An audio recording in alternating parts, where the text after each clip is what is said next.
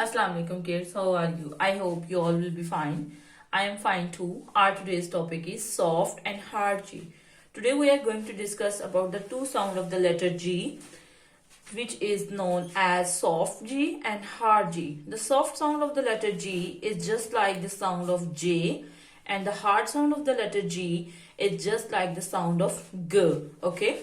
If there comes E, I and Y after G, then the letter G will sound like the letter J, and if any other letter comes after G, then the letter G sound like G. Okay, let's discuss the example. J and T, gentle. J and T, gentle.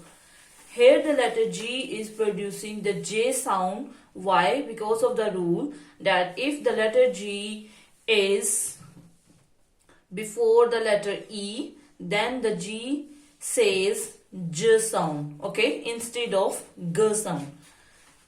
Giant, giant. Here the letter A is silent because of the long vowel rule says when there are two vowels in a letter, the first vowel take the sound of the long vowel and the second vowel remain the silent. That's why we call this word giant, giant. Okay. Age, age. Here the letter E is silent. Why? Because there is A, and A is a vowel and E is also a vowel. So E will remain silent and A will sound out. Age, gym, gym, age, page.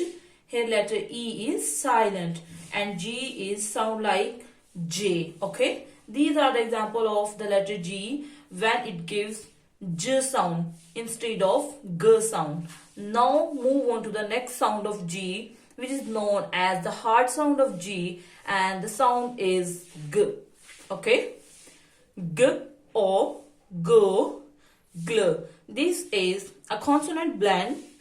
G and L make gl sound. Gl o, glow. Fr. This is also a consonant blend. Fr, og, frog.